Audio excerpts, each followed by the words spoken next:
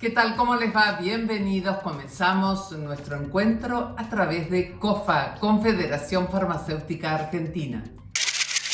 Con la farmacéutica Silvia Ciano vamos a hablar del síndrome urémico hemolítico y la pregunta es ¿por qué esta enfermedad es un problema en nuestro país? Buenas noches, gracias por invitarme nuevamente.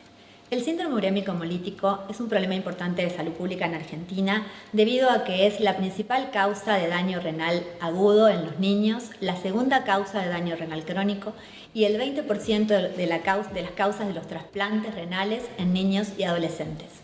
Es una enfermedad producida por una bacteria, la Escherichia coli, la cepa enteromorrágica, que produce una toxina llamada Shiga. En otros países del mundo, esta enfermedad se produce mediante brotes epidémicos. En cambio, en Argentina, la enfermedad es endémica. ¿Esto qué significa? Que durante todo el año y en todo el territorio nacional hay episodios de síndrome urémico hemolítico. Y además hay aumentos en las temporadas de verano. Si bien la letalidad es baja, porque es apenas un 3%, es importante la cantidad de secuelas que se producen. Aproximadamente un 30% de los pacientes tienen secuelas renales y un 4% de los pacientes tienen secuelas neurológicas. La incidencia también es muy importante porque aproximadamente 17,5 niños menores de 5 años cada 100.000 tienen síndrome hemolítico cada año. Dijiste que el síndrome se produce por una toxina. Quisiera saber entonces qué es lo que produce esta enfermedad y qué síntomas tiene. El periodo de incubación de la enfermedad es de 3 a 9 días. Comienza con una diarrea aguda, que es acuosa, y luego se vuelve sanguinolienta. Esto se debe a la acción de la toxina Shiga en el epitelio intestinal, que afecta principalmente a los seres humanos. Digo esto porque a los animales, que son los portadores de la enfermedad, no los afecta. Además de este síntoma, que es el que más se conoce, que es la diarrea, existen otros síntomas que también pueden identificarse en esta enfermedad, como por ejemplo dolor abdominal, vómitos, falta de apetito, puede haber decaimiento, sensación de cansancio, disminución de la cantidad de orina y en los casos en que se complique la enfermedad puede aparecer palidez debido a la anemia que se produce y también puede haber hematomas o petequias que se deben a la disminución de las plaquetas y si llega a haber un compromiso neurológico puede haber convulsiones e irritabilidad. En general esta enfermedad se resuelve sola en un periodo corto que puede ser de una semana a 9 días. En los casos más graves es donde se llega al síndrome urémico hemolítico. El síndrome urémico hemolítico entonces es un síndrome debido a que se afectan varios aspectos de nuestro organismo. Uno de los más importantes es un tipo de anemia que se llama anemia hemolítica microangiopática. ¿Qué significa esto? Que los glóbulos rojos se rompen cuando atraviesan los vasos sanguíneos pequeños, los capilares, y están ocluidos. Otra cosa que se produce es la ruptura de las plaquetas o la disminución de las plaquetas. Esto se llama trombocitopenia. Y por último se produce, en los casos más graves, el daño renal.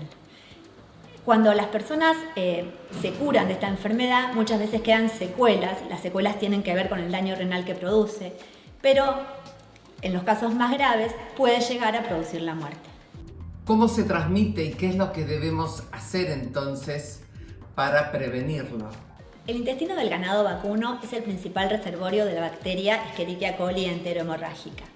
La principal fuente de contaminación es la carne, específicamente la carne que se consume cruda o mal cocida y sobre todo la carne picada. Esto se debe a que en el proceso de la elaboración de la carne picada la bacteria puede introducirse hacia el interior del alimento, por ejemplo de las hamburguesas que son una de las principales vías de contagio de esta enfermedad, sobre todo cuando no se cocinan bien y que aparentemente quedan doradas o cocidas por afuera y el interior no queda bien cocido. Además de la carne, existen otros alimentos que pueden también transmitir la enfermedad, como pueden ser los embutidos, los lácteos no pasteurizados, algunos jugos de fruta no pasteurizados, las verduras que se comen crudas como la lechuga o el repollo. Y esto se debe a que en el momento del faenamiento de los animales se pueden contaminar la carne con las heces o también las aguas y entonces el agua de lluvia puede arrastrar los restos de las heces de los animales y contaminar los sembradíos donde están, por ejemplo, las verduras, y también cuando a veces en algunos lugares se riega con aguas servidas. ¿Cómo se puede hacer entonces para prevenir esta enfermedad? Básicamente lo que hay que tener en cuenta son los cuidados al momento de elaborar los alimentos. Por ejemplo, una de las cosas, la más importante a tener en cuenta, es la cocción de las carnes. Hay que cocinar las carnes tratando de alcanzar una temperatura de aproximadamente 72 grados, porque a esta temperatura la bacteria se destruye. Hay que asegurarse que la carne esté bien cocida, que no quede de color rosado y que el líquido que se elimina sea incoloro o transparente. Además, hay que tener en cuenta el lavado de frutas y verduras con agua potable, y si no se posee agua potable, utilizar agua con 2 gotitas de lavandina cada 1 litro de agua. Lavarse muy bien las manos antes de preparar los alimentos con agua y jabón, después de ir al baño, antes de comer. Y también hay que tener muy en cuenta el uso de los utensilios de cocina. No utilizar los mismos utensilios cuando se trabaja con carnes crudas y con productos cocidos, sobre todo las cuchillas, los cuchillos y las tablas de madera, que si se utilizan hay que lavarlas muy bien y limpiarlas con lavandina. Otra cosa a tener en cuenta, ya lo había dicho, pero es importante, los lácteos que sean pasteurizados, el consumo de agua potable, y cuando en algunos casos se pueden bañar en lugares en que hay ríos o lagunas, que esas aguas no estén contaminadas.